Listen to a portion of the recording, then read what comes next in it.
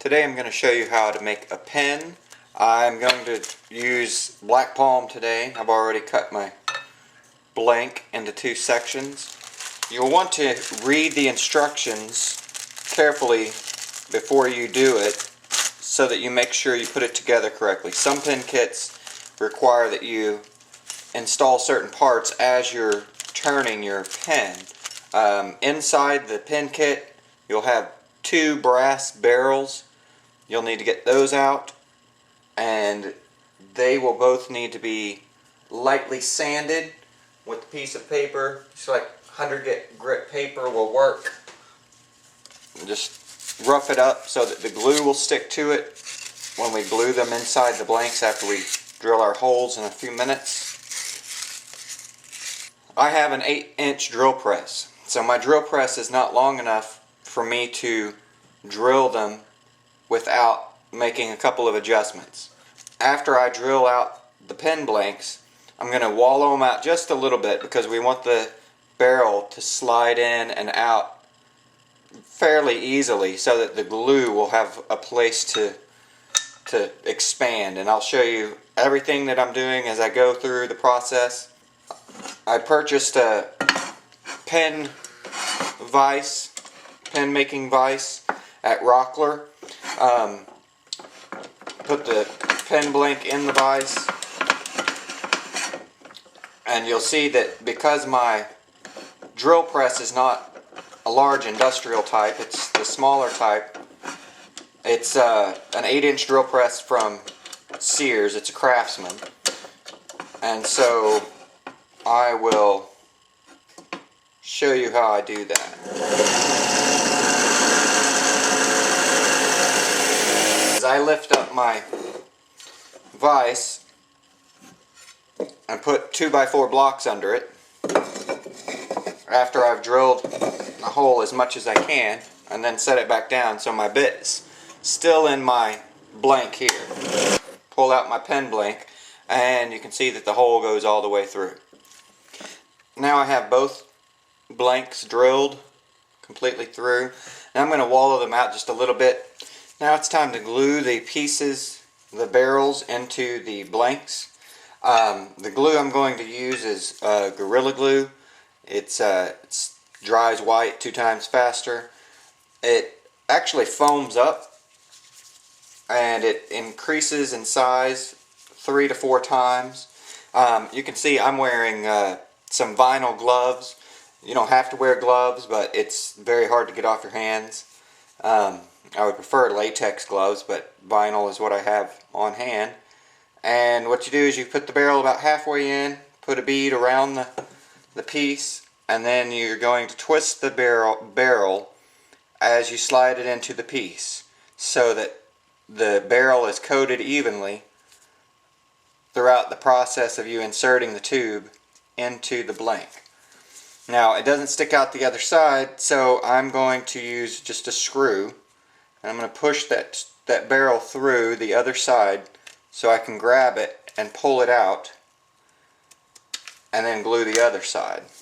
So I'll pull it a little bit over halfway out. I'll put a bead around it on this side here, and then I will do the same thing I did on the other side, and I will basically just screw it in there, turn it slightly as I go around, pushing it in. Now the blanks, depending on which pen kit you're using, will have to be different lengths. For this pen kit, both barrels are the same length, and I've cut my blanks so that I have about 1/8 of an inch extra. Okay, so once the glue's dried, you'll see that it's foamed up a little bit here on the outside of the blank.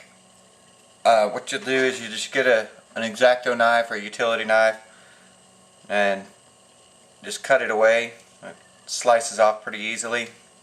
You want to make sure that you have a good edge for when you place it on the mandrel. You slice it away, and you'll still have a little bit inside, but I'll show you how to take care of that in just a second. So I've already done one piece. This is the second piece here.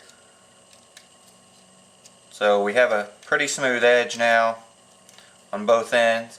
You still got some inside. You can clean it out a little bit with the knife. They make tools to clean out the barrel.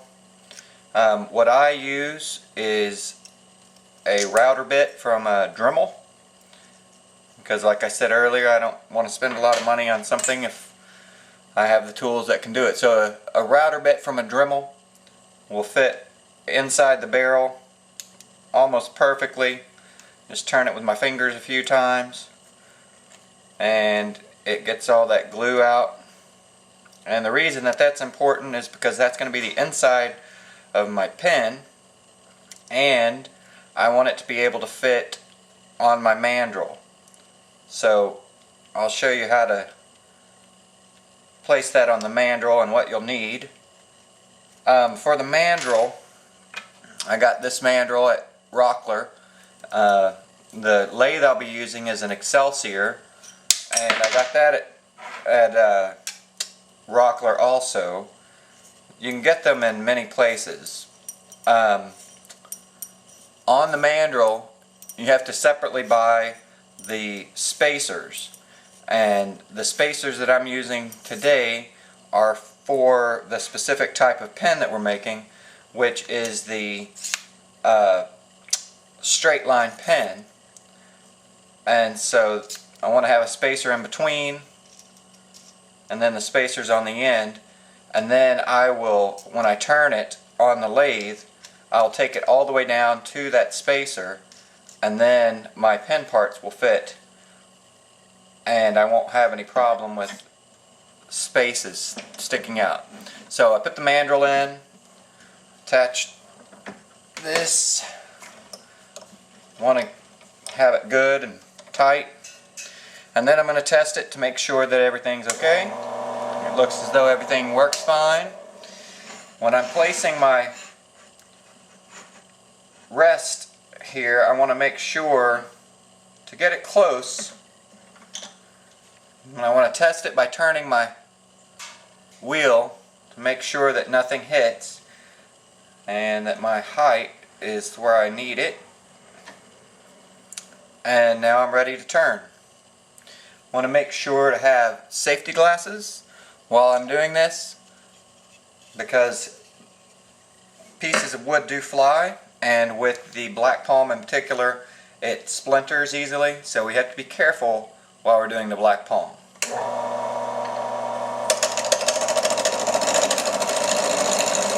can see here that I'm working kind of from the middle toward the end of the piece,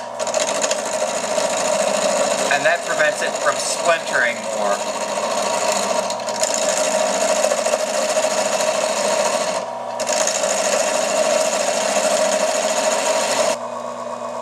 Now that I have them rounded off, all my square edges are gone, I can decide what shape I want to put these in. If I want them to be straight line pens, or if I want them to have ridges in them. Okay, so I'm to the point where I'm just using sandpaper now to shape.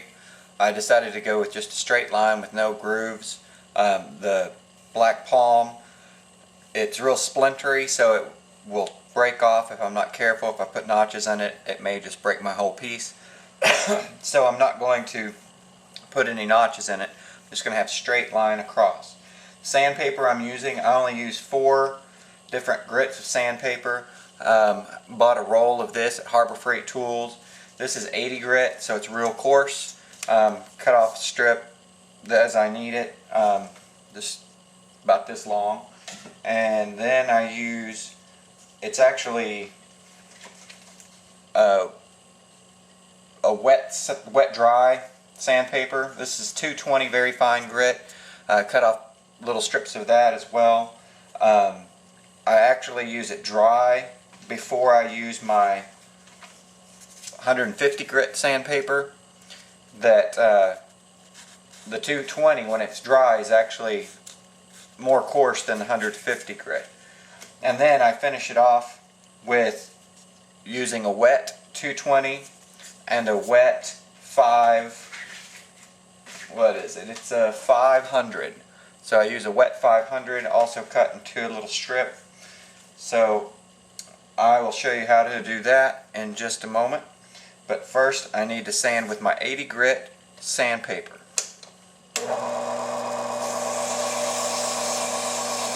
Now I'm going to go to my 220 with it dry. Now I'm going to my 150 grit sandpaper. And then what I'm going to do for my wet part is I will lay a rag down underneath the piece that I'm working on so that water doesn't get all over my lathe. Then I just have a cup of water. Clean water is best.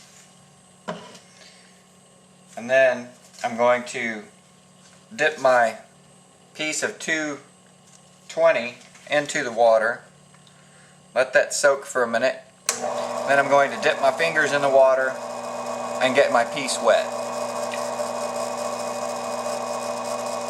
Sounds a little contrary to normal woodworking to wet wood while you're sanding it, but it actually does a great job. 500.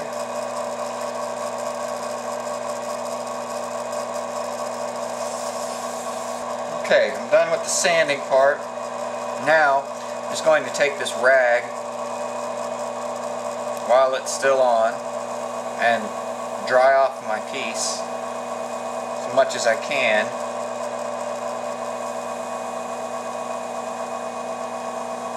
And then I'll let it dry, which will only take it a few minutes. And then I will apply the wax. Okay, so now I'm going to apply the wax. What I've been using is this Hut Crystal Coat, and it will dry your wax. So you want to get it all cleaned off and shine it. Give it a little buff as you go. All the little parts come in separate baggies. First I'm going to slide the tip into the pen as far as I can get it. It still lacks about 1/8 of an inch, a little bit more. I'm going to put it into the pen vise and tighten it down until it's snug. The piece that's actually the turn mechanism for the pen, if you get it inserted too far, there's no way to get it out. The pen is useless, and I have experienced that, and it's very disappointing to spend all the time and energy to get to this point and then ruin the pen. So I'm going to insert this, turn it. It tells you to turn it to the indentation, but I know that it's going to be a little bit further because my pen blank was 1/8 of an inch longer than what originally had been stated. So I have my tip and my pen turning portion into my blank. Next I'm going to install my ink cartridge into my pen and test it to see if I need to go any longer. And right there it looks about right. So I've got that in there. Next I'm going to take out my ring. That is my collar between my upper and lower piece, and that piece just slides over my turning device. And then I take my other blank, and the clip actually comes in two pieces. Have the actual clip and then the top piece that holds it in. Then I will put this into the end. Again, push it as far as I can take it. I'm going to hold it into place as well as I can, and then I'm going to crimp it on. And I slide my end piece on. And if I had a wood that my grain needed to line up, I would have checked all of that previously. But here's the pen.